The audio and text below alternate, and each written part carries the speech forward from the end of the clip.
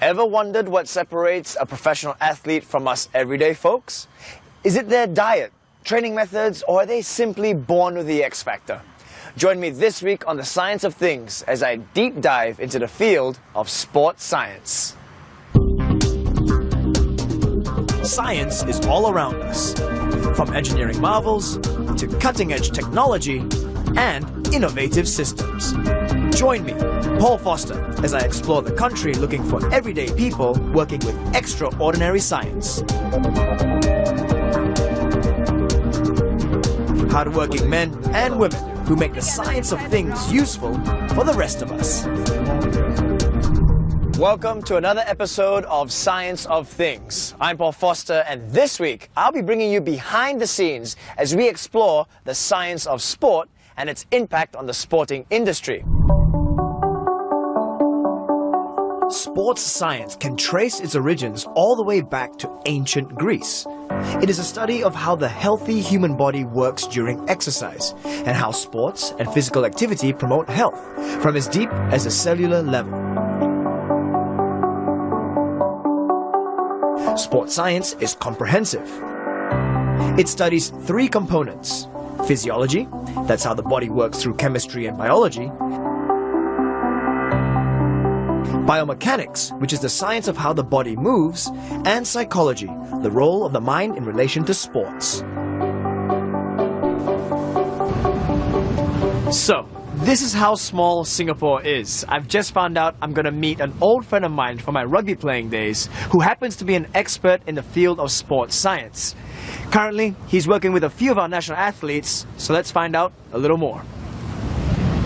Using that different components or different disciplines of sports science, we can actually assist the coaches in actually bringing up performance and trying to get that winning edge, I would say. For example, you want to get a 10% increase, 20% increase, that is feasible, that is possible using sports science. And then for elite athletes itself, a difference of 1 to 2% can actually mean a lot in regards to getting the medals at Olympics and so on. That's a lot to track. One scientific tool that's been of significant help is data analytics. I'm about to meet someone who's been using it for local footballers. So I've come to meet Dirk, head of sports performance for the Home United Football Club, and he's given me a chance to test my levels of fitness against some of our local footballers. I've got my gear on, but let's see if I can get my game on. Dirk keeps the S-League players in top physical condition for their matches, implementing his knowledge and experience gained while coaching in the German Bundesliga football league. This setup is part of the sports science we are applying here at Home United Football Club. It's a GPS system where we are tracking our players so that we can see and make sure that they train in the right intensity, they are doing the right stuff. And with real data we are getting out of these devices or with other technology, we can create our development. And development takes time, and we must give data a little bit time to implement the right steps. The VX system draws physical data from athletes through a GPS monitor, which is a space-based navigation system connected to 24 US satellites. It aggregates the data collected into a handful of metrics, which allow coaches and trainers to analyze the athlete and customize a training plan based on his or her ability. This technology creates a cycle of growth and development for the sportsman. We are playing with 11 players this kind of game. Come down to training, we have to train their qualities, we have to train their skills. That means a fullback is doing different work or getting a different workload than a midfielder or goalkeeper. So based on that we have to strategize our training. That's the cool thing about this system, that we can track a lot of parameters. We definitely know in detail how a player moved, how fast he moved, how many times he sprinted up and down, in which speed he did it, and that gives us a clear picture what about this quality of a player.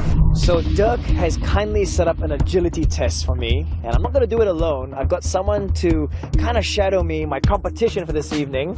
We got Lukman, right? That's Lukman. Okay. Lukman, that's Paul. Nice to meet you. Paul, what is all this here now? That's the other device where we are tracking you. Lukman is already wearing it. So you get this little box which is recording all your movements, your acceleration, deceleration, stop, go, your heart rates and everything. So if you put this on, yep. Are you ready? Lukman, you ready for the challenge? So do I have to watch out for him in any aspect? I mean, how good is he? Okay, he's one of our fastest. Thank you, Doug. Thank you. Course. We start over there from the white line. You do a slalom. You go around, go in between these cones, a lateral shuffle, turn around, do the 4 jumps, going back to the white line, and you do it 3 times. 3 times? Yeah, because then we see how high your heart will race. Okay. In terms of beating, and we can track a little bit your distance, your speed, and this kind of things. Sounds good.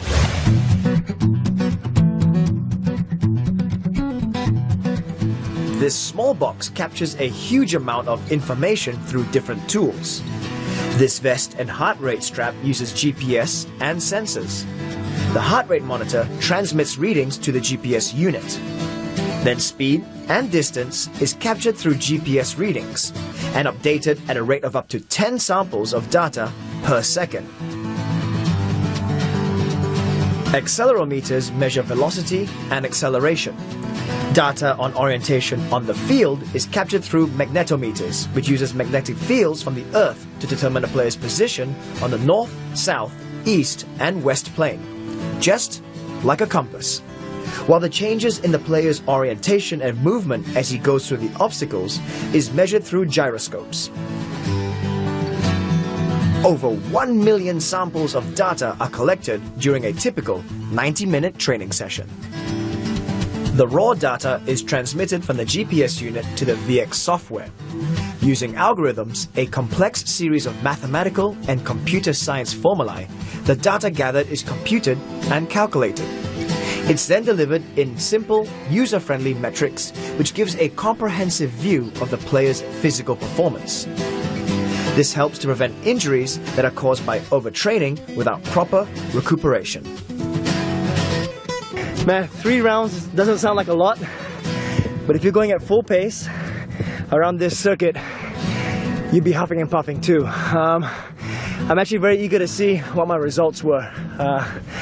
No idea, but at least I knew I gave a good effort, and it'd be good to see how I come up against Lukman. No, I don't use that. I'm very old already. Well, it's just a means of keeping track of what I've been doing.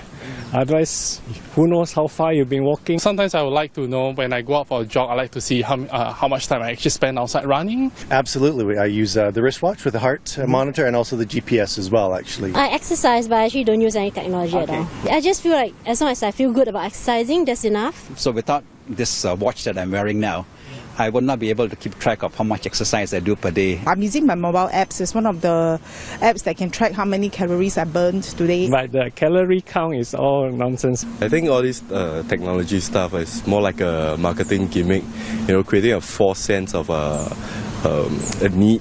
I'll use peers as motivation instead of apps.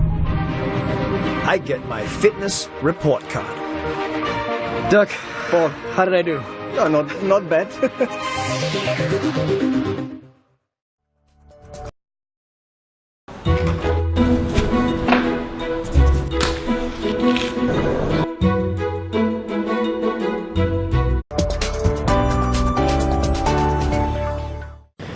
Doug, Paul, how did I do? No, not bad.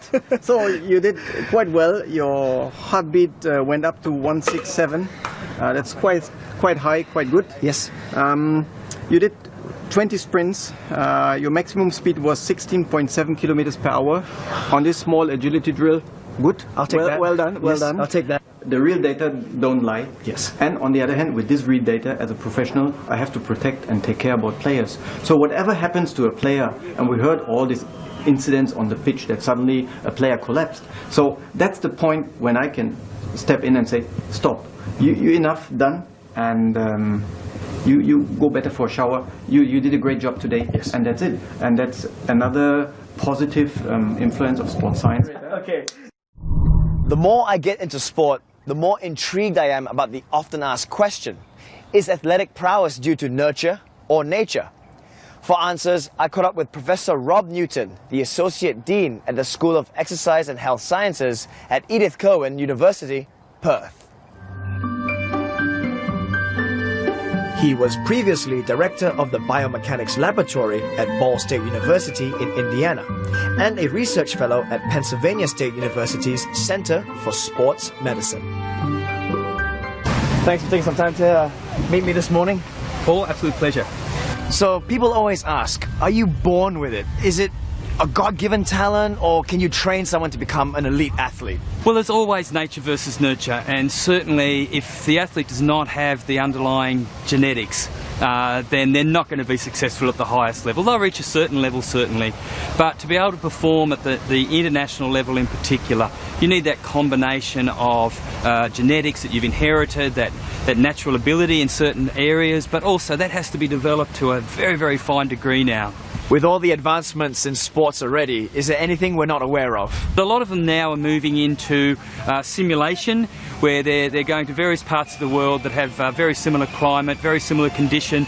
They're simulating everything from the competition and training right through to how do we actually bus the athletes to the event, and what happens if something goes wrong with the bus.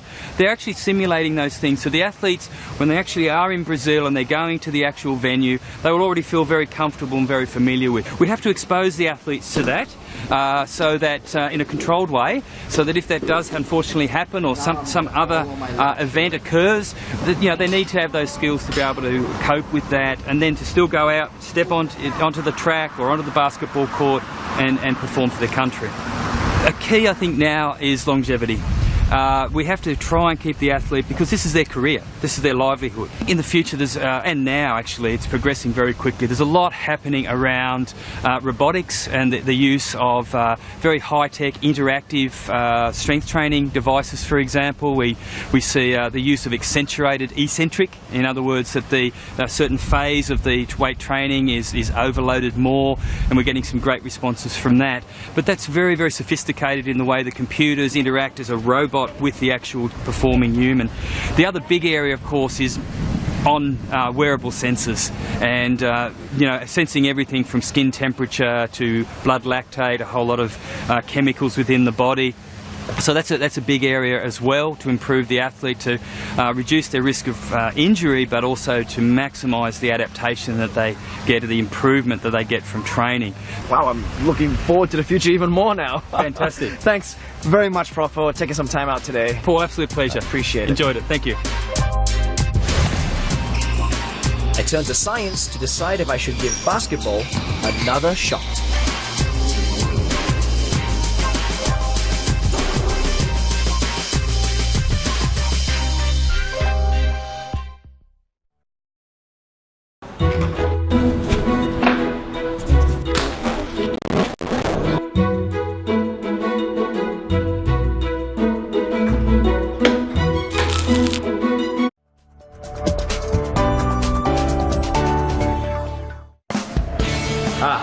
Basketball. This is more my sport. Dirk has kindly set up a session with Rizwan, who's a performance analyst, and as the title goes, he's gonna analyze my game. I'll be the first to admit though, I'll be a little bit rusty, but I still think I got some skills. I just gotta prove it on the court now. Rizwan has been working with the Singapore Slingers as a performance analyst. He has been using a software called Huddle Sports Tech to help Coach Neo track his players both individually as well as a team.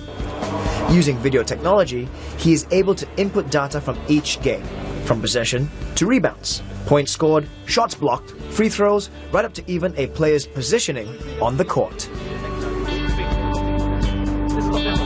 Then through the software, it enables you to see the scores building up, and you can see exactly what's going on during the game and the score as well. Right? So it's always a tactical, or it's always a structured decision from the coaches to make if they can see the stats during the game. It's good because they showed everything's in the system, and of course not just this, are more concerned about the percentage, where we make shots and where we miss. From there we can just work on our weaknesses and our strong point. The Huddle Sports Tech has been very useful in providing real-time data to the coaching team at the Singapore Slingers. The video analysis comprises of 3 main stages, namely capture, code, and analysis. The capturing of video is done through many cameras located around the court. The video footage is processed through the Huddle software.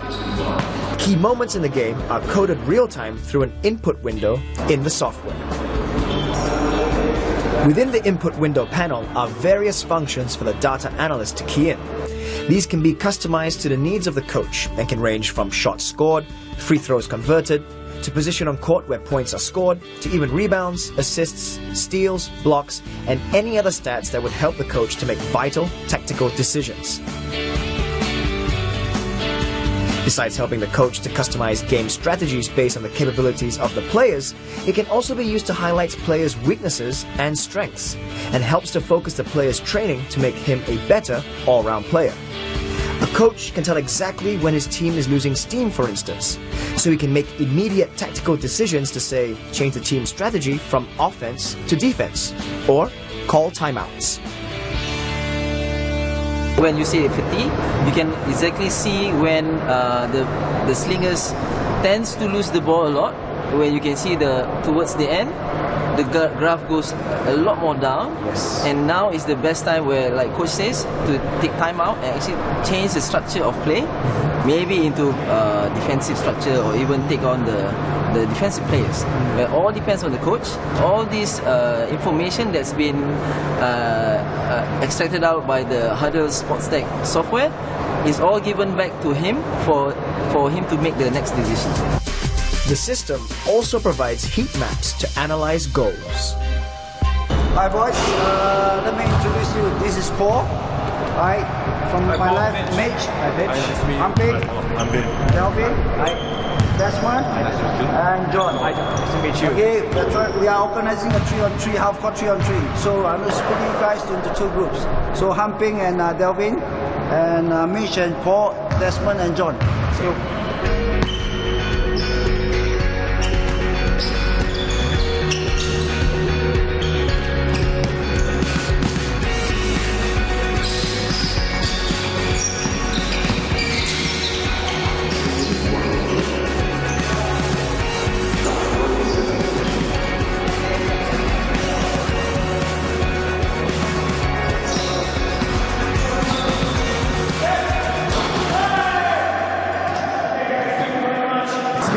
All day. I got my other job to do.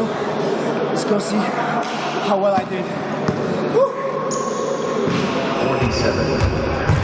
All right, coach. Who's on? How did I do? So you want to look at that? Okay. This is first one. Right, let's go. See, there's good move and good screen. When you get yourself good lay up, like towards the end. Okay, rather than going strong, but you twist your body aside and end up with miss the basket. Yes. So we go to the next one on defense. Good stance, good positioning. Yes. And towards the end, the pressure is not there. Okay. Okay. So you are too far with the ball. Yeah. Allow him basically too much space to take shots. Yes. Okay. And this is good. Okay, good ball fake, good move, and finish off well. Yes. Fall down on that. Okay, thank you, coach. Yep. The stats now shows 50% of the offensive is actually resulting in a goal. 50%. Okay, throughout the game, I'm pretty happy. I'll take it. Okay, but like I say, okay, you are more on the shooting guard position. Okay, we want you to work on the shooting and improve yourself, get better percentage right now.